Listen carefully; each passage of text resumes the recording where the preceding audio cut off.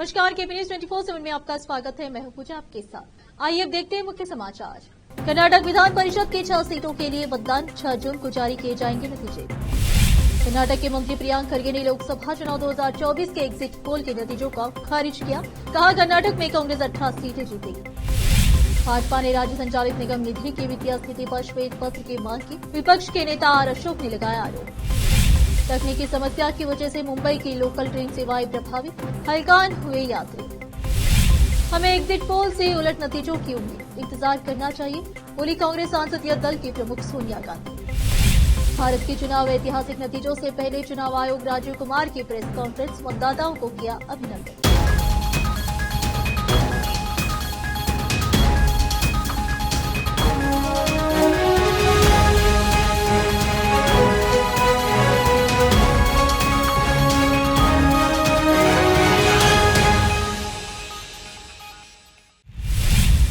अब समाचार विस्तार से। आज भालकी में एमएलसी चुनाव शांतिदायी से हुआ। ग्रेजुएट्स अपने हक का वोट किए। भालकी में 3450 वोटिंग है। ग्रेजुएट की आवाज कौन बनेगा, इसकी काउंटिंग के बाद ही पता चलेगा। भालकी से केपी न्यूज के संवाददाता सैमुल की रिपोर्ट। कर्नाटक में स्नातक और शिक्षक निर्वाचन क्षेत्रों से विधान परिषद की 6 सीटों के लिए आज सोमवार को मतदान शुरू हो गया। मतदान सुबह 8 बजे से शुरू हुआ और शाम 4 बजे तक जारी रहेगा। इन 6 सीट पर 78 उम्मीदवार मैदान में हैं। मतगणना 6 जून को होगी। दरअसल 3 सीटें स्नातक एमएलसी और 3 सीटें शिक्षक एमएलसी का कार्यकाल पूरा होने के बाद खाली हुई है। कर्नाटक विधान परिषद की 75 सीट में से कांग्रेस 29 कर काबिज है। जिन 6 सीट पर मतदान हो रहा है उनमें कर्नाटक उत्तर पूर्व स्नातक, कर्नाटक दक्षिण पश्चिम स्नातक, बेंगलुरु स्नातक, कर्नाटक दक्षिण पूर्व शिक्षक, कर्नाटक दक्षिण पश्चिम शिक्षक और कर्नाटक दक्षिण शिक्षक सीट शामिल है। कर्नाटक नॉर्थ ईस्ट ग्रेजुएट से doctor Chandrashekar B Patil, Karnataka south west graduate से आयनूर मंजुनाथ, बेंगलुरु ग्रेजुएट से A Devegowda, Karnataka south east teachers से doctor Y Narayan Swamy, Karnataka south west teachers के एसएल भोजेगौड़ा और कर्नाटक साउथ टीचर्स के मेरी तिब्बेगौड़ा 21 जून को सेवानिवृत्त हो रहे। विधान परिषद के 6 सदस्यों की सेवानिवृत्ति के बाद ये सीट खाली हुई है। कांग्रेस ने दक्षिण शिक्षक निर्वाचन क्षेत्र से मेरी तिब्बेगौड़ा, दक्षिण पश्चिम शिक्षक सीट से के मंजुनाथ, दक्षिण पश्चिम स्नातक सीट से आयनूर मंजुनाथ, उत्तर पूर्व स्नातक सीट से चंद्रशेखर पाटिल, बेंगलुरु स्नातक सीट से रामूची गौड़ा और दक्षिण पूर्व शिक्षक सीट से डीटी श्रीनिवास को चुनाव मैदान में उतारा है। लोकसभा चुनाव के एग्जिट पोल के नतीजों को खारिज करते हुए ग्रामीण विकास एवं पंचायत राज मंत्री प्रियांक खरगे ने रविवार को कहा कि इंडिया लोकसभा चुनाव ब्लॉक 295 से अधिक सीटें जीतेगा। उन्होंने कहा कि कांग्रेस 18 सीटें जीतेगी। रविवार को यहां पत्रकारों से बात कर उन्होंने कहा कि 2023 विधानसभा चुनाव के अधिकांश एग्जिट पोल सर्वेक्षणों में स्पष्ट रूप से यह भविष्यवाणी नहीं की गई थी कि कांग्रेस राज्य में सत्ता में आएगी। तब सर्वेक्षणों ने भविष्यवाणी की थी कि किसी भी पार्टी को स्पष्ट बहुमत नहीं।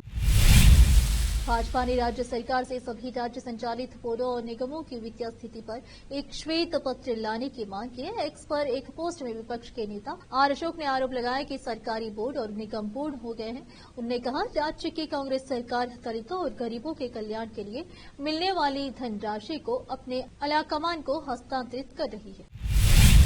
तेलंगाना के मंत्री कोमटी रेड्डी वेंकट रेड्डी ने आरोप लगाया कि फोन टैपिंग के आरोप के बाद पूर्व मुख्यमंत्री के चंद्रशेखर राव के दामन हरीश राव अमेरिका भाग गए हैं। उन्होंने यह भी आरोप लगाया कि केसीआर सरकार ने व्यापारियों और न्यायाधीशों सहित 1200 से अधिक फोन टैप किए। उन्होंने मामले की जांच कर रही एजेंसी केंद्रीय जांच ब्यूरो सीबीआई से केसीआर के दामाद के खिलाफ रेड कॉर्नर नोटिस जारी करने की मांग की है। कांग्रेस सरकार में मंत्री रेड्डी ने कहा कि फोन टैपिंग के पीछे का मास्टरमाइंड पूर्व एसआईटी डीजी प्रभाकर राव है। प्रभाकर राव के निर्देश पर 1200 फोन टैप किए, जिनमें व्यवसायियों और यहां तक कि न्यायाधीशों के फोन भी शामिल हैं। यह सबूत है कि विधानसभा चुनाव नतीजों के बाद पूर्व सीएम केसीआर के दामाद हरीश राव और प्रभाकर अमेरिका भेजा गया। उन्होंने कहा, हमने रेड कॉर्नर नोटिस की मंजूरी के लिए सीबीआई को पत्र लिखा है। अब फिलहाल लेते एक छोटा सा ब्रेक। हिंदुस्तान के हर कोने में हम हैं मौजूद। 24 घंटे हालात पर गहरी नजर, खबरों से जुड़े चुपते सवालात और आपको दिखाता है धार्मिक, सामाजिक, राजनीतिक, लोकल और इंटरनेशनल न्यूज की सबसे बेहतर कवरेज जो आपको रखती है हर पल बाखबर। देश और दुनिया भर की खबर के लिए देखते रहें केपी न्यूज 24/7। देखते रहें केपी न्यूज 24/7। ब्रेक के बाद आपका स्वागत है। आइए देखते समाचार। मुंबई की लोकल ट्रेन को वहां के आम लोगों के लिए यात्रा का एकमात्र सहारा बताया जाता है। यही लोकल ट्रेन सोमवार सुबह आम जनता के लिए परेशानी का कारण बन गई। बोरीवली स्टेशन पर केबल कटने के बाद आई तकनीकी खराबी के कारण सभी उपनगरीय लोकल ट्रेन सेवाएं कुछ देर तक प्रभावित रही। बोरीवली उत्तर मुंबई के सबसे व्यस्त रेलवे स्टेशनों में से एक है, जहां से बड़ी संख्या में यात्री और कार्यालय जाने वाले लोग हर रोज लोकल ट्रेन सेवाओं का उपयोग करते हैं। पश्चिम रेलवे के एक प्रवक्ता ने सोमवार को बताया कि केबल कट जाने के कारण बोरीवली स्टेशन के प्लेटफॉर्म संख्या 1 और 2 से उपनगरीय ट्रेनों का परिचालन नहीं हो रहा है। अधिकारी ने बताया कि स्टेशन पर अन्य प्लेटफॉर्म से 3 से 8 तक ट्रेनों का परिचालन किया जाए। दक्षिण मुंबई में चर्च गेट से लेकर पालघर जिले के दाहोद तक फैले अपने नेटवर्क पर रोजाना करीब 30 लाख से अधिक उपनगरीय रेल सेवाएं संचालित होती है और करीब 30 लाख यात्री यात्रा करते हैं। कांग्रेस संसदीय दल की प्रमुख सोनिया गांधी ने सोमवार को कहा कि उन्हें पूरी उम्मीद है कि लोकसभा चुनाव के असल परिणाम एग्जिट पोल के अनुमान से बिल्कुल विपरीत हो। सोनिया ने मीडिया से बात करते हुए कहा कि हमें प्रतीक्षा करनी होगी, बस इंतजार कीजिए और देखिए। उन्होंने कहा, हमें पूरी उम्मीद है कि एग्जिट पोल में जो दिखाया जा रहा है नतीजे उसके बिल्कुल विपरीत होंगे। एग्जिट पोल में लोकसभा चुनाव में भारतीय जनता पार्टी के नेतृत्व वाले राष्ट्रीय जनतांत्रिक गठबंधन एनडीए को प्रचंड बहुमत मिलने का पूर्वानुमान जताया गया है। शनिवार को आए कई एग्जिट पोल के नतीजों में भविष्यवाणी की गई थी कि चुनाव परिणामों में एनडीए के भारी बहुमत मिलेगा और प्रधानमंत्री नरेंद्र मोदी लगातार तीसरी बार सत्ता पर काबिज होंगे। हालांकि इसके विपरीत कई पार्टियां एग्जिट पोल के अनुमानों को निराधार बता रही।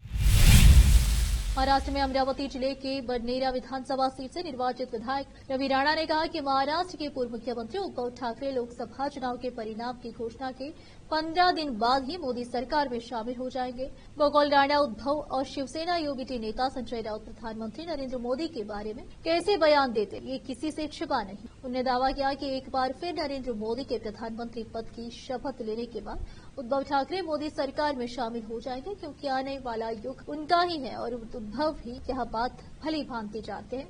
रवि राणा युवा स्वाभिमान पार्टी के विधायक हैं। उन्होंने तंज कसते हुए कहा कि राज्य के विपक्षी गठबंधन महाविकास आघाड़ी एमवीए में शामिल नेताओं को अपने साथ ब्लड प्रेशर की दवाएं और डॉक्टर साथ रखने चाहिए, क्योंकि 4 जून को मतगणना के बाद कई बीमार पड़ सकते हैं। बता दें कि एमवीए में शिवसेना, यूबीटी, कांग्रेस और शरद पवार के नेतृत्व वाली एनसीपी, एसपी शामिल है। अमरावती से विधायक रवि राणा ने दावा किया है कि महाराष्ट्र के पूर्व मुख्यमंत्री और शिवसेना यूबीटी के अध्यक्ष उद्धव ठाकरे मंगलवार को लोकसभा चुनाव परिणाम आने के 15 दिन के अंदर प्रधानमंत्री नरेंद्र मोदी की सरकार में शामिल। इस पर संजय राउत ने जवाब देते हुए कहा है कि उद्धव ठाकरे 25 सालों से शिवसेना का नेतृत्व कर रहे हैं। उन्होंने उद्धव ठाकरे पर कुछ भी बोलने का हक नहीं है। संजय राउत ने रवि राणा के उद्धव के एनडीए में शामिल होने वाले बयान पर करारा जवाब देते हुए कहा, उद्धव 25 साल से शिवसेना का नेतृत्व कर रहे हैं, हम अपना रुख तय करेंगे, उद्धव ठाकरे इस पर फैसला करेंगे। रवि राणा जैसे किसी व्यक्ति को उद्धव ठाकरे पर बोलने का कोई अधिकार नहीं है।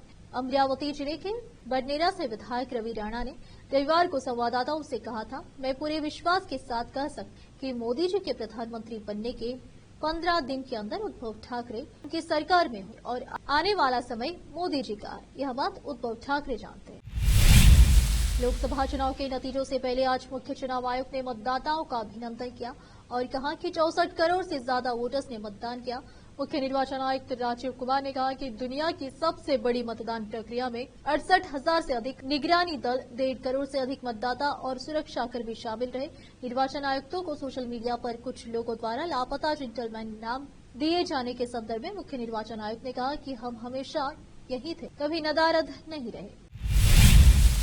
अब फिलहाल एक और छोटा सा ब्रेक। हिंदुस्तान के हर कोने में हम हैं मौजूद। 24 घंटे हालात पर गहरी नजर, खबरों से जुड़े चुपते सवालात और आपको दिखाता है धार्मिक, सामाजिक, राजनीतिक, लोकल और इंटरनेशनल न्यूज की सबसे बेहतर कवरेज, जो आपको रखती है हर पल बाखबर। देश और दुनिया भर की खबर के लिए देखते रहें केपी न्यूज 24/7।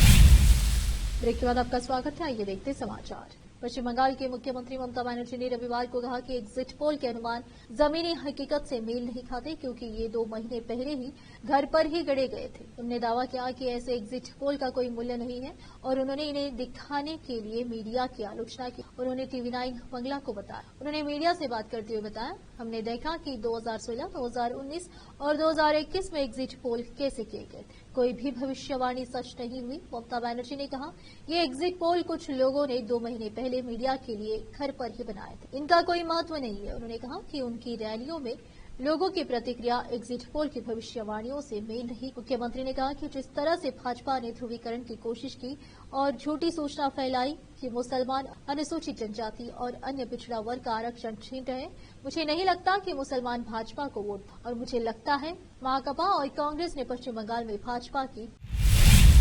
मध्य प्रदेश के राजगढ़ जिले के पिपलोधीजाद में रविवार देर रात ट्रैक्टर ट्रॉली पलटने से दर्दनाक सड़क हादसा हो गया। इस हादसे में 4 बच्चों समेत 13 लोगों की मौत हो गई और 15 अन्य घायल हो गए। इस सड़क हादसे पर देश की राष्ट्रपति द्रौपदी मुर्मू ने भी दुख जताया। राष्ट्रपति ने एक्स पर लिखा, मध्य प्रदेश के राजगढ़ जिले में हुई सड़क दुर्घटना में अनेक लोगों की मृत्यु का समाचार बहुत ही दुखदायी है। अपने स्वजनों को खोने वाले परिवारों के प्रति मैं गहन शोक संवेदना व्यक्त करती हूँ और घायल हुए लोगों के शीघ्र स्वस्थ होने की कामना करें। मध्य प्रदेश सीएम मोहन यादव ने भी एक्स पर लिखा कि राजगढ़ जिले के पिपलोदी रोड पर ट्रैक्टर ट्रॉली पलटने से राजस्थान के झालवाड़ा जिले के 13 लोगों की असमय मृत्यु का समाचार अत्यंत दुखद है। आखिर में फिर एक बार नजर डालते हैं मुख्य समाचार। कर्नाटक विधान परिषद की 6 सीटों के लिए मतदान 6 जून को जारी किए जाएंगे नतीजे। कर्नाटक के मंत्री प्रियांक खरगे ने लोकसभा चुनाव 2024 के एग्जिट पोल के नतीजों का खारिज किया। कहा, कर्नाटक में कांग्रेस 18 सीटें जीतेगी। भाजपा ने राज्य संचालित निगम निधि की वित्तीय स्थिति पर श्वेत पत्र की मांग की। विपक्ष के नेता आर अशोक ने लगाया आरोप। तकनीकी समस्या की वजह से मुंबई की लोकल ट्रेन सेवाएं प्रभावित, हैरान हुए यात्री। हमें एग्जिट पोल से उलट नतीजों की उम्मीद, इंतजार करना चाहिए, बोली कांग्रेस संसदीय दल की प्रमुख सोनिया गांधी। भारत के चुनाव ऐतिहासिक नतीजों से पहले चुनाव आयोग राजीव कुमार की प्रेस कॉन्फ्रेंस, मतदाताओं को किया अभिनंदन।